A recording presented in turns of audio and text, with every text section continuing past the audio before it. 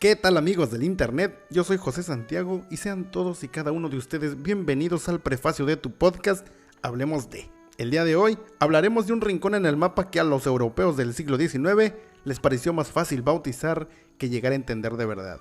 Y es que aquí no solo se cruzan montañas verdes, arrozales infinitos y ríos que parecen espejos, sino también culturas milenarias que ya tenían su propio orden. Hasta que llegaron los franceses a decir, ¿saben qué? Desde hoy todo esto es mío y además los llamaremos con un nombre inventado en París.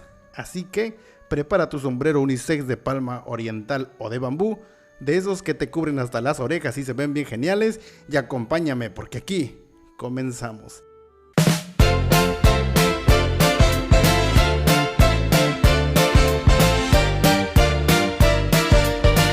Para comenzar, la palabra Indochina no la inventaron los vietnamitas, ni los camboyanos, ni los laosianos. Obvio no, fue un invento de geógrafos europeos en el siglo XIX.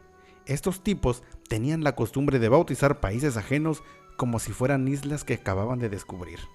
Y la lógica era simplísima y absurda. Está cerquita de la India, está cerquita de China, entonces Indo más China igual a Indochina. Así de absurdo. Una especie de burrito cultural geográfico.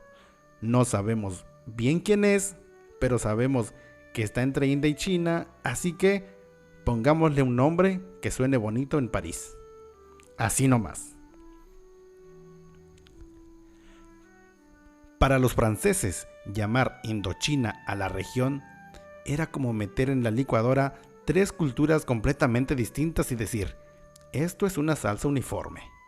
Porque veamos, Vietnam tenía una tradición confuciana ligada a la escritura china, con mandarines, poesía y exámenes imperiales. Camboya cargaba con todo el legado Khmer, el Angkor Wat, los templos, la influencia hinduista y budista. Laos, con sus reinos montañosos, mezclaba budismo Theravada con prácticas animistas.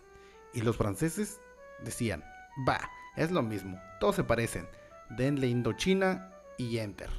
Es que imagina, es como si llegara un europeo y dijera, México, Guatemala, El Salvador, va, todo eso es Azteco-Centroamérica, ¿para qué complicarse?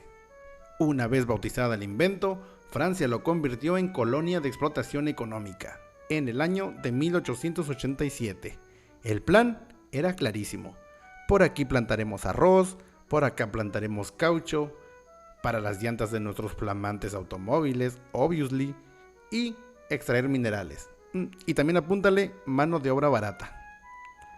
El lema era casi un chiste cruel. Misión civilizadora, así lo hicieron llamar.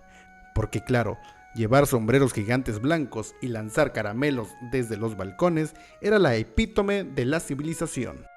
Como nota interesante, hay cartas de colonos franceses de la época que decían cosas como, y cito, Indochina es un lugar de climas insoportables, con nativos perezosos y supersticiosos.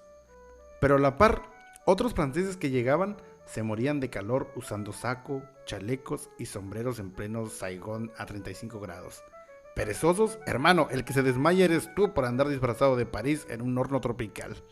De hecho, había colonos que describían a Saigón como la París del Oriente, pero con diarrea constante. Sí, literal, porque el agua y el calor eran brutales para los estómagos europeos. Entonces, para arrancar este viaje, lo primero que tenemos que entender es que Indochina nunca fue un nombre real para la gente que vivía ahí. Era una categoría inventada para simplificar un mapa europeo. Un nombre que borraba identidades, que mezclaba culturas que nada tenían que ver y que servía como etiqueta de supermercado. Ejemplo, aquí están mis productos coloniales, todos juntitos, etiquetados como Indochina. Y así, entre decisiones absurdas y bautizos arbitrarios, empezó la historia de una colonia que se veía atrapada, primero por la ambición francesa y, como sabrás, más tarde por las guerras del siglo XX. Bien, antes de arrancar con esta parte, déjenme contarles que yo descubrí esta historia con un video en Instagram. Me impactó tanto, se me volvió a romper el corazón porque ya tenía un poquito el del contexto de esta historia, que decidí correr a investigar para traérselos al podcast. Pueden irme a buscar a Instagram como un José Santiago. Ahí les voy a estar dejando el show notes por si quieren ver el video completo. Ahora sí, vamos a entrarle. Imagínense la escena. Saigón, 1899. Calor pegajoso, mosquitos zumbando, el olor a arroz y pescados secos llenando el aire. Y en medio de todo eso, dos señoras francesas vestidas de blanco, con sombreros tan grandes que parecían antenas parabólicas. Y estas damas, como buenas influencers de la Belle Époque, decidieron organizar un espectáculo. Y te preguntarás, ¿en qué consistía este espectáculo? Déjame te cuento, pues en lanzar dulces, monedas y migajas de pan a los niños vietnamitas. Sí, literal. Es que claro, para ellas era un gesto de caridad, un juego colonial. Los niños pobres y hambrientos corrían, se agachaban, peleaban por recoger lo que caía del cielo, y las damas sonreían, encantadas de ver la emoción de los pequeños. Era básicamente como si hubieras organizado un show de gallinas en el corral. Vamos a ver quién se pelea por el maíz. Jaja, qué tierno, qué exótico, pero con niños. En cartas y diarios de la época, algunos franceses describían esto como acciones benéficas, que porque según ellos estaban enseñando a los nativos la generosidad europea. Sí, claro, generosidad. Desde el balcón, lanzando moneditas al suelo. A personas que invadiste. Es como si yo te dijera, hermano, yo te apoyo, pero tienes que pelearte en la calle con otras 20 personas para ver quién agarra primero la moneda que te tiro. Eso no es caridad, eso es un circo. Es que también hay testimonios de franceses que decían, estos niños gritan tantos que parecen fiera. Otros contaban que algunos monjes jóvenes también le entraban a la rebatinga por curiosidad, pero yo diría que más por hambre. Y claro, los europeos se reían, era su entretenimiento. Hoy día, esto sería equivalente a que alguien millonario tirara billetes desde un balcón en Polanco y la gente se empujara por recogerlos, mientras él graba stories para Instagram. El mismo nivel de cinismo, pero versión 1899. Algo curioso, muchas de estas mujeres no querían ni siquiera estar en esta colonia.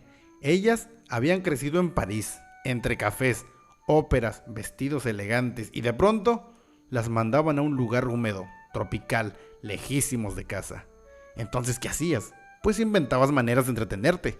Algunas fundaban clubs de tés, otras organizaban misas al estilo europeo, y otras como estas se dedicaban a lanzar dulces a los niños y luego escribir en sus diarios: querido diario, hoy hice una obra de caridad. Qué bonito es educar a estos pequeños salvajes. Mientras tanto, los mismos niños que corrían por caramelos en la tarde, al día siguiente trabajaban con sus padres en el campo de arroz, cargando más de lo que un adulto debería cargar. El contraste era brutal, espectáculo por un lado y explotación por el otro. Ese video donde vemos sonrisas y vestidos blancos esconde lo que realmente pasaba. Un sistema en el que los vietnamitas eran tratados como manos de obra barata y una economía diseñada para enriquecer a París, no a Saigón. Y un pueblo que poco a poco comenzaba a acumular rabia.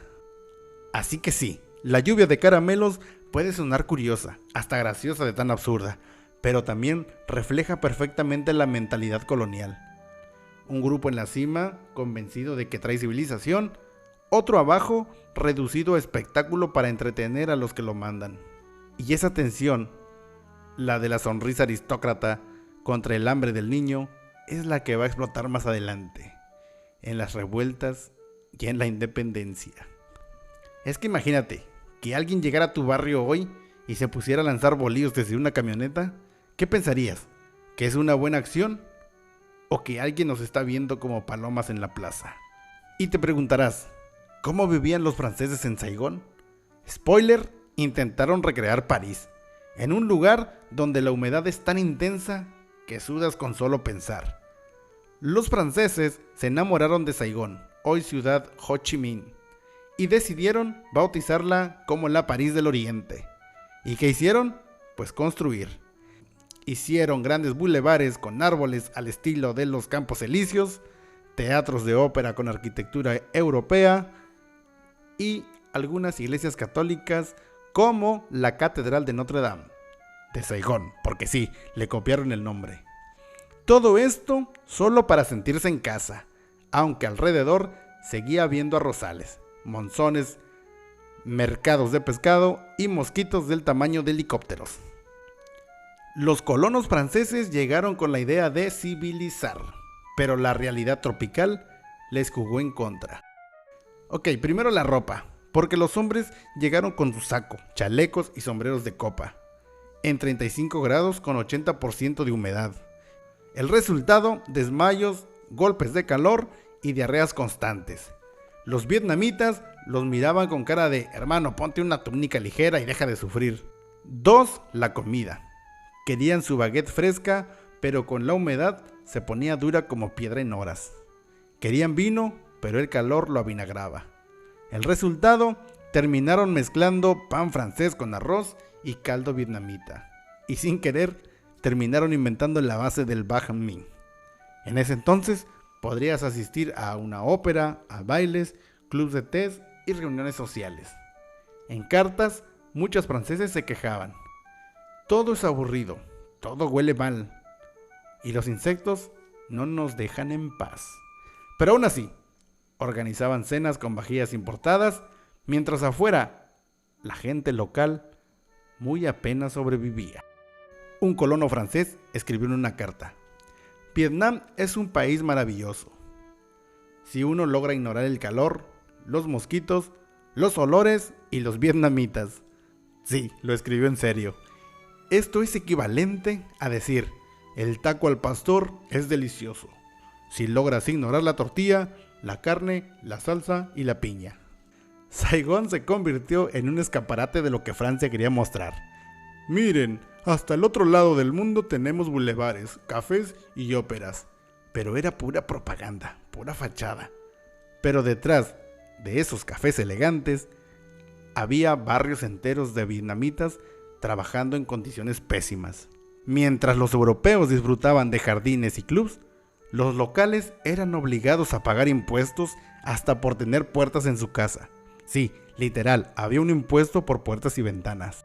Aquí es donde surge el choque cultural permanente, porque los franceses insistían en reproducir sus costumbres, pero a veces terminaban adaptándose a lo que tanto criticaban. Primero, aprendieron a comer con palillos, aunque lo veían como curioso. Adoptaron el uso de ropa ligera, pero siempre lo disfrazaban de moda colonial, para no admitir que los locales tenían razón. Incluso copiaron palabras y expresiones del vietnamita. Era como si fueran los hipsters del siglo XIX. Primero lo critican, luego lo copian y luego dicen que lo inventaron. Así que el día a día en Saigón era una mezcla rara. Por un lado, señores con bigote encerado tomando vino caliente en un balcón, y por el otro, niños recogiendo caramelos tirados al suelo. Y en el fondo, un pueblo que empezaba a resentir profundamente la burla, la desigualdad y el abuso. Es que claro, no todo era ópera, vino echado a perder y baguettes duros, porque en medio de ese circo colonial empezaba a crecer algo que los franceses no supieron ver a tiempo: la resistencia. Y ahí es donde la historia se pone más buena. Así que sí, mientras ellos se entretenían, los vietnamitas ya estaban pensando cómo sacárselos de encima. Porque una cosa es que lleguen extranjeros y te vendan espejitos, y otra muy distinta es que te quiten tus tierras, te cobren impuestos absurdos y te pongan a trabajar en plantaciones de caucho como si fueras esclavo. Los franceses montaron su colonia en 1887 y de inmediato aplicaron su receta de siempre: impuestos desproporcionados hasta por puertas, ventanas y ganado, plantaciones, arroz, café y caucho, y también la mano de obra forzada. Cientos y cientos de campesinos obligados a trabajar largas jornadas y con unos salarios miserables. ¿Cuál fue el resultado? Pues hambre y resentimiento. Porque sí, Francia se enriquecía, pero los vietnamitas cada vez la pasaban peor. Desde finales del siglo XIX empezaron levantamientos. No eran aún guerras organizadas, pero ya eran revueltas locales. Algunos campesinos quemaban plantaciones. Algunos grupos atacaban puestos de recaudadores de impuestos. Había resistencia pasiva también, que se dedicaban a esconder cosechas, negarse a trabajar o sabotear algún trabajo. Los franceses le llamaban insolencia nativa, pero en realidad era pura dignidad. Mi hermano, no voy a trabajar para que tú te comas el arroz que yo sembré. Y es que no solo fueron campesinos, también surgieron intelectuales que empezaron a escribir contra la colonia. Pan Boi Chau organizó sociedades secretas para sacar a los franceses. Pan Chu Trinh criticó la monarquía vietnamita y pidió modernización con educación y reformas, no solo violencias. Ellos fueron como los influencers de la resistencia. Escribían, viajaban, conectaban con Japón y China y traían nuevas ideas de independencia. Mientras Madame Aristócrata escribía en su diario "Qué bonitos mis jardines tropicales", Pan Boi Chau estaba escribiendo "¿Cómo hacemos para correrlos a todos?". Ya ahí te va algo importante. Los franceses, sin darse cuenta, ayudaron a crear el nacionalismo vietnamita, porque al querer unificar todo bajo Indochina, borraron las diferencias y crearon un enemigo común, la colonia. Es decir, si antes había rivalidad entre reinos y regiones, ahora todos coincidían en algo: hay que sacar a los franceses. Es como cuando en una familia todos se pelean, pero si entra un vecino a insultarlos, de repente se unen y... no, a mi hermano nomás yo le digo tonto, ¿no? Se cuenta que algunos campesinos les vendían a los franceses arroz llenos de piedras chiquitas, nomás para arruinarles los dientes. En otras ocasiones falsificaban medidas de peso. El saco parecía completo, pero adentro iba lleno de hojas secas. Y claro, los franceses se quejaban: estos nativos no entienden el progreso. Pero no era que no lo entendieran, era simple venganza. Los franceses construyeron escuelas, sí, pero con su plan: enseñar francés y borrar la cultura local. El problema fue que varios estudiantes aprendieron francés demasiado bien y usaron ese idioma para leer libros de Rousseau, del filósofo francés Voltaire y de revolución. Y luego le decían en la cara: oiga, señor colono, usted me enseñó libertad, igualdad y fraternidad. ¿Por qué no aplica eso aquí? Silencio incómodo. La resistencia vietnamita en este momento era todavía fragmentada, casi invisible para los europeos, pero ya latía con fuerza. Detrás de cada plantación quemada, de cada carta secreta, de cada niño que recogía caramelos del suelo con mucha rabia acumulada, se estaba formando algo que los franceses no pudieron detener. Y es un concepto que me gusta mucho: el deseo colectivo de libertad. Y claro, los franceses pensaban que tenían todo bajo control, que podían seguir tomando vino caliente, lanzando moneditas y escribiendo cartas sobre lo aburrido que era el trópico. Pero lo que no sabían es que la bomba estaba a punto de explotar y que su Indochina no iba a durar para siempre, porque en 1930 la olla de presión, como diría mi tía, no, es un chiste malo, la olla de presión explotó, y que era pues nada más y nada menos que la gran rebelión campesina contra los franceses. A finales de los años 20, Vietnam estaba que ardía. Impuestos cada vez más altos, plantaciones de caucho y arroz con jornadas inhumanas, una supercrisis económica mundial, la de 1929, llegó hasta Vietnam y, claro, dejó a miles sin trabajo. Los franceses seguían llamando a Saigón la París de Oriente, pero para la mayoría de vietnamitas era la fábrica de sufrimientos.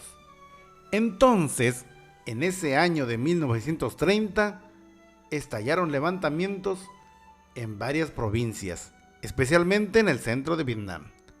Campesinos tomaron oficinas coloniales, quemaron documentos de impuestos, atacaron plantaciones de caucho, formaron lo que llamaban las soviets campesinos, es decir, pequeñas comunidades autogobernadas, inspiradas en las ideas comunistas que ya circulaban por ahí. Por primera vez, la resistencia dejó de ser un berrinche local y se convirtió en un movimiento nacional. Las reacciones francesas no se hicieron esperar. Por supuesto, respondieron con violencia: arrestos masivos, ejecuciones públicas, uso del ejército para aplastar aldeas enteras y todo lo que se le ocurrió más adelante, porque lo que no pudieron aplastar fue la idea. La gente ya no quería caramelos, ni migajas, ni discursos. No querían la civilización que les ofrecían, querían independencia.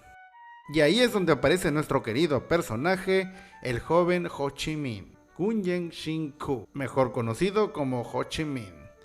Para fines prácticos le vamos a llamar Chi. Imagina su biografía. Hijo de un revolucionario frustrado en la colonia, que en 1911 se subió a un barco como ayudante de cocina y se fue a recorrer el mundo. Vivió en París, en Londres, en Moscú, trabajó en oficios humildes, fue pintor de casas, jardinero, fue mesero y en esos viajes aprendió algo clave. Las colonias de todo el mundo sufrían lo mismo. Y un día escribió en un periódico francés una carta que decía más o menos: ustedes hablan de libertad, igualdad y fraternidad, pero no la aplican en nuestras colonias. ¿Por qué? Esto era dinamita pura. Y este es el nacimiento de este líder. Chi no fue un caudillo militar al inicio, fue un intelectual viajero, fundó periódicos, se reunió con comunistas, socialistas y nacionalistas de todas partes, y comenzó a organizar redes clandestinas. Cuando estalló la rebelión de 1930, Chi ya tenía claras las ideas. El futuro de Vietnam está en la independencia, y la independencia se logra organizando al pueblo. Y aquí un pequeño chismecito, porque realmente no me consta, pero se cuentan por ahí que cuando trabajaba Chi en París como mesero, le servía café a intelectuales franceses que hablaban de revoluciones y de filosofía. Él los escuchaba en silencio y luego escribía en sus ratos libres artículos incendiarios. Estos artículos incendiarios circularon en todos los periódicos clandestinos. Básicamente era el barista revolucionario que te sirve el café y de paso redacta el manifiesto que va a incendiar tu imperio. Muchos piensan que Chi fue comunista solo por ideología, pero también había una razón estratégica. Rusia y la Internacional Comunista ofrecían apoyo a los colonizados. Francia, en cambio, solo ofrecía más látigo. Así que Chi vio en el comunismo no solo un credo, sino una red internacional para luchar contra el colonialismo. En 1930 ya estaba sembrada la semilla de la independencia. La rabia campesina se había transformado en movimiento nacional, y este joven flaco, viajero, que había servido cafés en París, empezaba a perfilarse como el líder de las décadas. Después se convertiría en el terror de las potencias coloniales. Y aquí es donde la historia da un giro sorprendente, porque llega 1939 y el tablero mundial se revienta. La Segunda Guerra Mundial. ¿Y qué pasa cuando un imperio colonial, que ya era ridículo y frágil, Francia, se enfrenta a un imperio nuevo, o sea, Japón, que este venía con hambre de territorio? Exacto. Vietnam se convierte en el campo de juego, porque en 1940 los nazis invaden Francia en Europa. El gobierno francés colapsa. Aparece el régimen de Vichy, esa francesa colaboracionista con Hitler. ¿Y qué pasa con las colonias? Pues quedan desprotegidas. Los japoneses, que ya estaban invadiendo China desde los años 30, miran hacia el sur y dicen: mira, Indochina, no, eso es racista. Mira, Indochina está débil, vamos por ahí. Y ¡pum! En septiembre de 1940, Japón entra a Vietnam. Y aquí viene algo surrealista. Japón no expulsó de inmediato a los franceses, al contrario, permitió que la administración colonial siguiera, pero ahora bajo supervisión japonesa. Es como decir, sigan con sus jueguitos de colonia, pero ahora nosotros somos los jefes. Imagínate la escena, el mismo francés que ayer mandaba, ahora tenía que pedir permiso a un oficial japonés. Los vietnamitas miraban todo esto y pensaban: ok, yo chingo a mi madre. Ayer éramos colonia francesa, hoy somos colonia francesa revisada por Japón. ¿Y mañana qué? Durante la ocupación japonesa, la situación empeoró. Japón obligó a Vietnam a producir arroz y cultivos para su ejército. Muchos campos fueron desviados a producir cáñamo y yute. Para la guerra, claro. Resultado, escasez brutal de comida. En 1945 estalló una hambruna enorme. Mató a entre 1 millón y 2 millones de vietnamitas. O sea, millones. Todo mientras japoneses y franceses discutían quién mandaba más. En este caos, Chi y sus aliados fundaron en 1941 el Viet Minh, Liga para la Independencia de Vietnam. Su idea era clara: luchar contra los franceses, ahora también contra los japoneses, y preparar la independencia de una vez por todas, antes de que lleguen más ocupantes. El Viet Minh empezó como guerrillas en zonas rurales. Organizaban aldeas, hacían propaganda, robaban armas, atacaban puestos japoneses en emboscadas rápidas.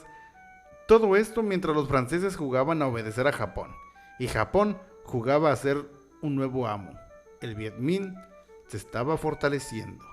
Ahí, como chismecito adicional, se cuenta que Chi durante estos años tuvo contacto con los estadounidenses. Y sí, la Oficina de Servicios Estratégicos, esta antecesora de la CIA. Se dice por ahí que le dio apoyo logístico, porque claro, veía al Viet Minh como aliado contra Japón. Imagina la foto de Chi recibiendo armas y radios de los gringos, con cara de: gracias, pero no olvides que después también me voy a pelear con ustedes. Porque spoiler, sí lo hacen.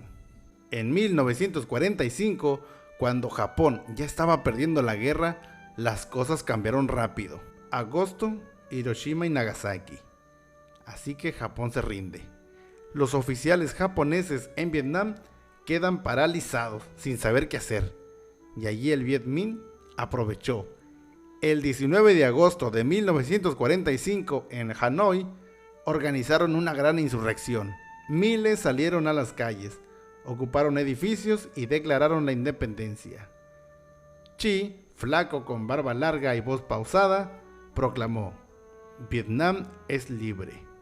Claro, la alegría duró poco, porque apenas salieron los japoneses, ¿quién creen que quiso regresar?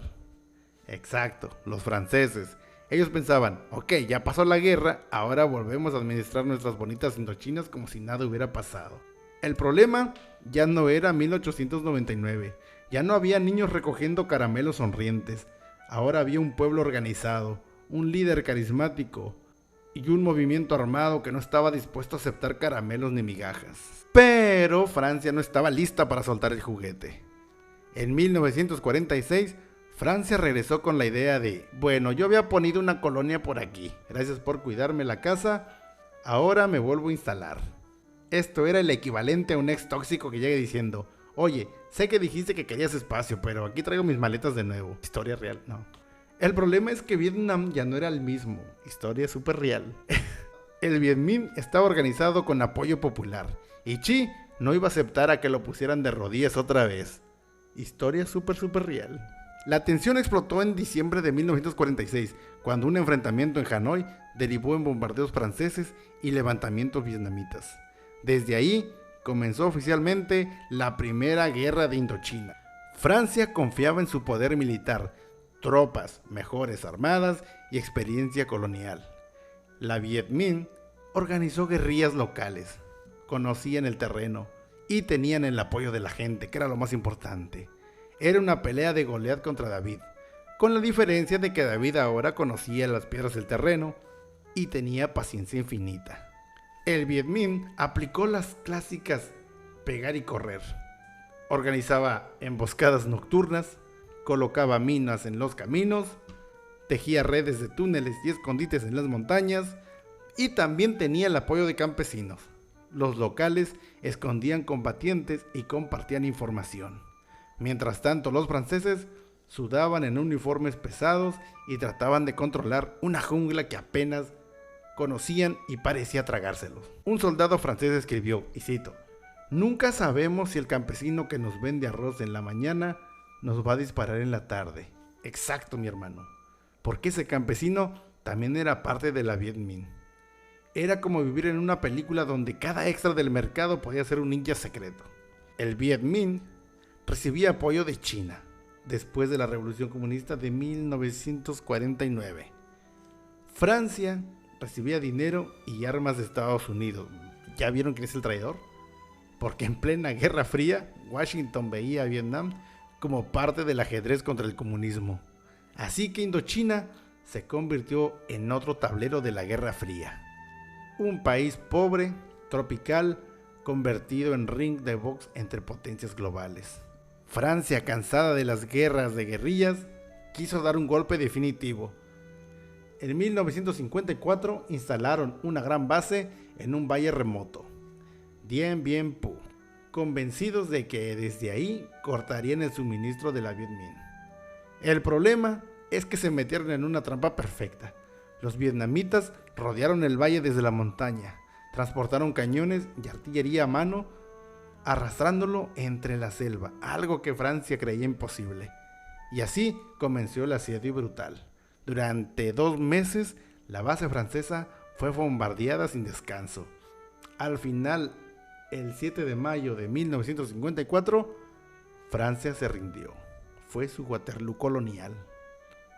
La derrota fue humillante. Por primera vez y en décadas, un pueblo colonizado había derrotado militarmente a una potencia europea. Francia quedó fuera del juego. Vietnam quedó dividido en 2. Norte comunista, Ho Chi Minh y Viet Minh, y el sur anticomunista, que está apoyado por Estados Unidos. Y así, con la salida de un imperio, entraba otro. Los franceses se iban, pero los gringos ya estaban listos para ocupar su lugar en la siguiente gran guerra. Pero ese va a ser tema para otro episodio. Espero que les haya gustado, gracias por llegar hasta aquí. Recuerden que estamos en YouTube, en Spotify y estamos en Apple Podcasts. No olviden dejarnos sus comentarios, calificarnos con 5 estrellitas, no menos, y esperar el siguiente domingo para el episodio nuevo.